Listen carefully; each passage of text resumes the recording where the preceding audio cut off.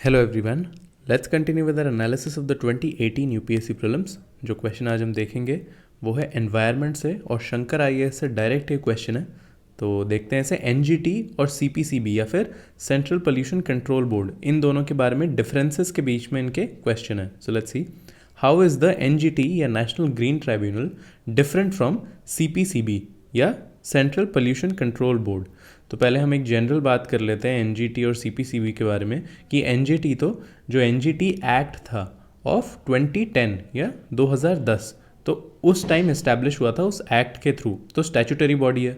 और सीपीसीबी जो है वो भी अगेन स्टैट्यूटरी बॉडी है, जो कि वाटर एक्ट 1974 के, तो 1974 वाटर एक्ट के अंडर इस्टेब्लिश हुआ था। तो सीपीसीबी भी एक स्टैट्यूटरी बॉडी है और एनजीटी भी एक स्टैट्यूटरी बॉडी है। तो फर्स्ट स्टेटमेंट देखते हैं, NGT has been established by an act whereas CPCB has been created by an executive order. तो एनजीटी को तो बोल रहा है कि establish by an act, but CPCB बता रहा है कि एग्जीक्यूटिव ऑर्डर से हुई है। तो ये सेकंड जो पार्ट है स्टेटमेंट का, ये गलत है, तो स्टेटमेंट गलत हो गया। एनजीटी और सीपीसीबी दोनों ही स्टैट्यूटरी बॉडीज़ हैं, एक तो है एनजीटी एक्ट के अंडर और दूसरा है वाटर एक्ट ऑफ 1974। इसके साथ साथ इनके कुछ पावर्स की भी बात कर लेते हैं और क्या जनरल, पहले बात तो एनजीटी के थोड़े वो भी देख लेते हैं हम, कॉम्पोजिशन। तो एनजीटी में होता यह है कि एक चेयरपर्सन है और कुछ जुडिशियल मेंबर्स हैं और कुछ एक्सपर्ट मेंबर्स हैं। तो ये तीन तरह के लोग होते हैं, एक तो चेयरपर्सन, जुडिशियल मेंबर्स और एक्सपर्ट मेंबर्स। सीपीसीबी में आपको कॉम्पोजिशन में जाने की इतना ज़रूरत नहीं है, बट एनजीटी के लिए काफ़ी इंपॉर्टेंट हो जाता है। 2020 में ही एनजीटी को 10 साल भी कंप्लीट हुए थे, तो इसलिए भी ये अभी के टॉपिक्स के लिए काफ़ी रेलिवेंट है, करंट अफेयर्स के मामले में रेलिवेंट है। और अगर पावर्स की बात करें तो जैसे पहले सीपीसीबी की बात करें तो इसको वाटर एक्ट ऑफ 1974 के अंदर तो पावर दी हुई है जिसके अंदर ये इस्टेब्लिश हुआ है, बट उसके साथ साथ एयर एक्ट ऑफ 1981 उसके अंदर भी पावर दी है और कुछ टेक्निकल पावर्स भी दी हुई है एनवायरमेंटल प्रोटेक्शन एक्ट के अंदर, जो कि 1986 का है। तो वाटर एक्ट, एयर एक्ट और एनवायरमेंटल प्रोटेक्शन एक्ट तीनों के अंदर इसको कुछ ना कुछ पावर्स सीपीसीबी को दी हुई है।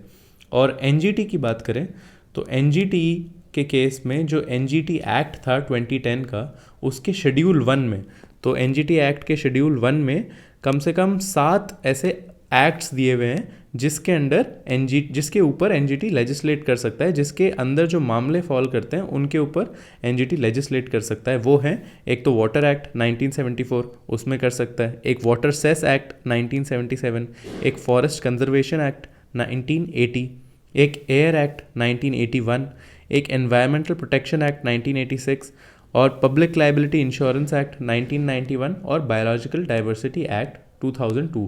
इनकी आप एक लिस्ट बना लीजिए। ये 7 एक्ट हैं जिनके अंदर अब एनजीटी अपनी पावर एक्सरसाइज करता है। जो सीपीसीबी और एनजीटी में ये तीनों एक्ट्स तो कॉमन हो ही गए, वाटर एक्ट, एयर एक्ट और एनवायरमेंटल प्रोटेक्शन एक्ट। उसके अलावा एनजीटी में एक्स्ट्रा एक्ट्स भी हैं कुछ 4, तो ये उनके पावर्स जनरली हो गए। अब सेकेंड स्टेटमेंट देखते हैं हम, the NGT provides environmental justice and helps reduce the burden of litigation in the higher courts.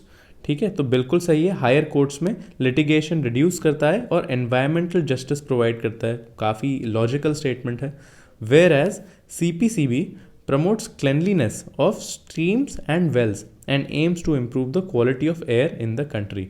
बिल्कुल सही है ये स्टेटमेंट भी, जैसा हमने देखा कि वाटर एक्ट के अंदर तो इस्टेब्लिश हुआ है, तो cleanliness of streams and wells, और एयर एक्ट के अंदर भी इसको पावर दी हुई है and improve the quality of air. तो ये बिल्कुल लॉजिकल है अगेन, तो ये स्टेटमेंट बिल्कुल सही है एनजीटी और सीपीसीबी के बारे में, दोनों ही बिल्कुल सही स्टेटमेंट है। तो फर्स्ट तो आपका रॉन्ग हो गया, सेकंड करेक्ट है। तो answer for this question will B 2 only. और इसके ही साथ हम एनजीटी के बारे में एक और फैक्ट डिस्कस कर लेते हैं कि एनजीटी एक बहुत ही इंपॉर्टेंट डेवलपमेंट था इंडिया के लिए, और इंडिया अपने एनवायरनमेंट रिलेटेड जो भी चीज़ें उनको सीरियसली लेता है। तो इसलिए ही एनजीटी जब स्टैब्लिश हुआ था तो वर्ल्ड में we were only the 3rd country. तो इससे पहले केवल एनवायरनमेंट के लिए डेडिकेटेड एक ट्राइब्यूनल केवल ऑस्ट्रेलिया और न्यूजीलैंड में ही था। तो India became the 3rd country in the world to establish such an environmental dedicated tribunal, जो सोलली जिसका पर्पज़ है एनवायरमेंटल लिटिगेशन को हैंडल करना। तो हम 3rd ही कंट्री थे। और अगर डेवलपिंग कंट्रीज़ में बात करें तो 1st कंट्री था इंडिया, क्योंकि न्यूजीलैंड और ऑस्ट्रेलिया दोनों ही डेवलप कंट्रीज़ हैं। तो ये एक और इम्पॉर्टेंट फैक्ट है एनजीटी के बारे में। तो answer for this question will be B, which is 2 only.